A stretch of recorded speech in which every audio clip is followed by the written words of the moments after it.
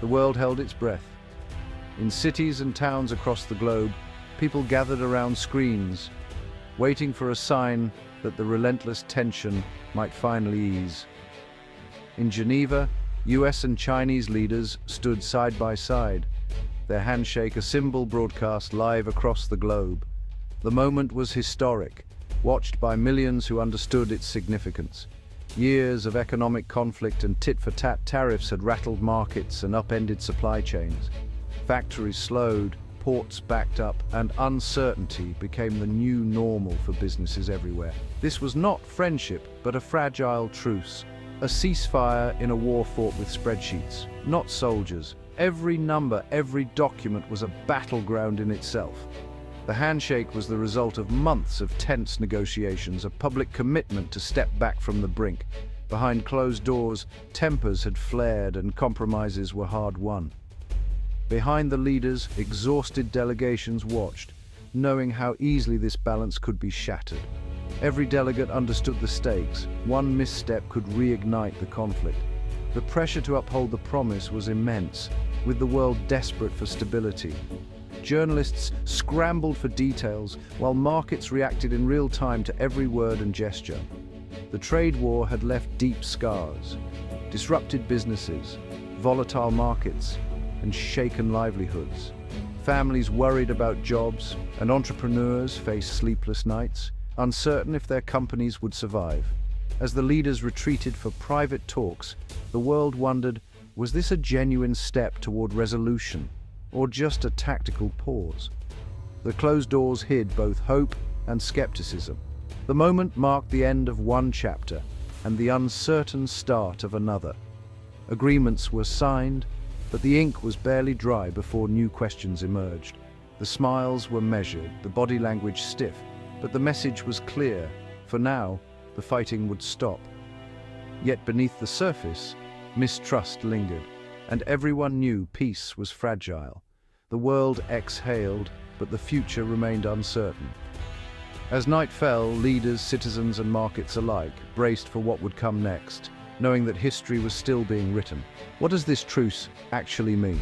On the surface, it might seem like just another diplomatic gesture, but its implications run much deeper for both nations and the world at large.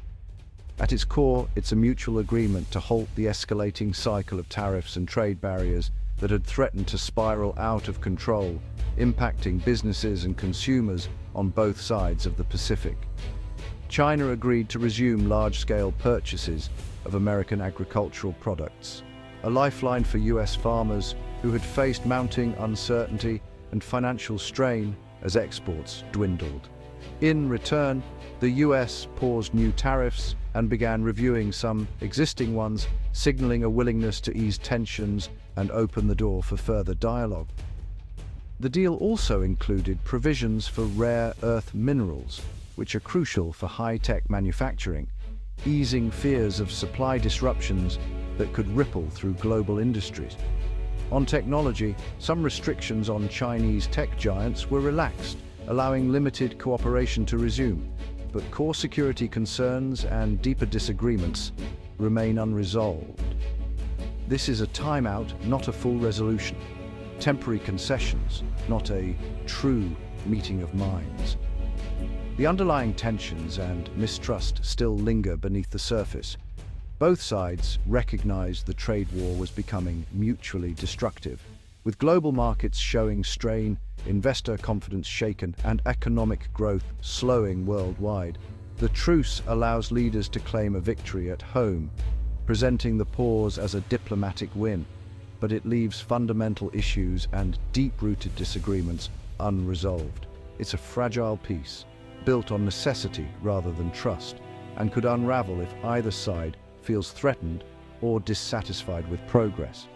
The hope, this pause creates space for real negotiations and a chance to address core disputes, but the risk of renewed conflict is ever present, casting a shadow over future talks. The US and China fought the trade war with very different tactics.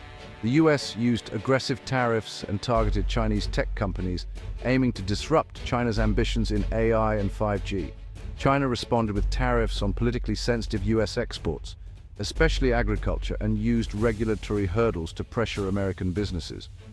China also threatened rare earth mineral exports, leveraging its dominance in this sector. Both sides weaponized their economic strengths, revealing a clash of philosophies. America's disruptive pressure versus China's strategic patience. The result was a global shockwave, forcing companies and governments to adapt. The trade war was about more than trade. It was a contest for technological and economic dominance. Beyond the headlines, the trade war reshaped real lives. In Iowa, a soybean farmer lost his biggest customer overnight, silos overflowing and prices crashing. Government subsidies became a lifeline, but uncertainty loomed. In North Carolina, a furniture factory faced soaring costs for Chinese components, forcing layoffs and risking closure. A German tech startup's supply chain was thrown into chaos, stalling growth and investment. For consumers, prices on everyday goods crept upward, a hidden tax on households. The ripple effects were global, stifling investment and delaying business plans. The trade war's human cost was profound, touching farmers, workers, entrepreneurs, and families. These stories remind us, behind every policy, real people bear the consequences. The truce brought hope, but scars remain. The world waits to see if relief will last. To understand the truce, listen to the experts on both sides. US analysts argue the tariffs were necessary to force China to address unfair practices and intellectual property theft. They see the truce as a positive step, but insist pressure must remain until real changes happen. For China, the trade war is seen as American protectionism, an attempt to contain China's rise. Chinese experts argue the truce is pragmatic, but reinforces the need for self-sufficiency and innovation. Both sides claim resilience and strategic gains, but neither believes the core conflict is resolved. The ideological divide over economic models, technology, and global power remains deep. The truce is a pause, not a peace. Lasting resolution will require bridging these fundamental differences. In any truce, both sides seek gains. For the US, reopening China's market to American agriculture was a political and economic win, easing pressure on farmers. The pause in tariffs stabilized markets and allowed time to recalibrate strategy. The US retained leverage, able to reimpose tariffs if needed. For China, easing tech restrictions gave its companies breathing room and time to advance domestic innovation. The truce let China project stability and mend ties with other trading partners. Both nations secured strategic advantages, preparing for the next phase of competition. The truce is less about friendship, more about positioning for what comes next. The truce paused the conflict, but both sides still hold powerful cards. The US can reimpose tariffs and restrict Chinese access to key technologies and financial systems. China's leverage lies in its role as the world's factory and its dominance in rare earth minerals. Both nations can disrupt each other's economies, creating mutual restraint. The threat of renewed tariffs or export controls remains ever present. Economic interdependence is both a weapon and a shield. The truce is a delicate balance, with each side acutely aware of the other's strengths. Negotiations continue under the shadow of these unresolved threats. The next move could tip the balance. The trade truce sidesteps deeper, unresolved tensions. Taiwan remains the most dangerous flashpoint, with both sides unwilling to compromise. The South China Sea dispute adds another layer of risk, as military maneuvers and territorial claims persist. Human rights issues in Xinjiang and Hong Kong fuel ideological conflict. These are not problems that trade deals can solve. The truce calms economic waters, but strategic rivalry and mistrust simmer beneath the surface. The relationship remains competitive and adversarial. The ghosts of these conflicts haunt every negotiation. What does the truce between these global powers really mean for the world and for the future of international relations?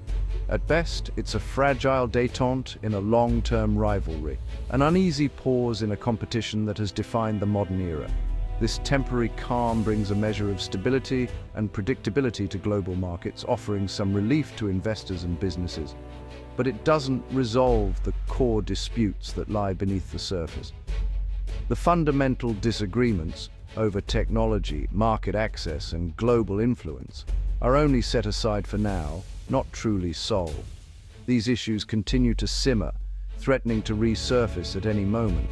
The truce is more of a timeout than a genuine peace treaty. It's a pause to regroup, not a resolution to the underlying conflict. Both sides are quietly preparing for continued competition, diversifying supply chains, building new alliances, and seeking ways to reduce their dependence on each other. The era of unfettered globalization is ending, replaced by a more fragmented and cautious world order, where nations prioritize security and resilience over open borders. The future now hangs in the balance. It depends on whether this pause leads to real cooperation and compromise, or if it simply delays the next, perhaps even more intense conflict.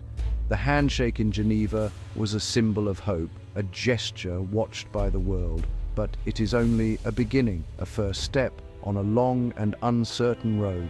The world will be watching closely to see if this fragile peace can truly hold, or if the storm clouds of rivalry and mistrust will soon return. The next chapter in this global story is still unwritten, waiting for the choices of leaders and nations to shape what comes next.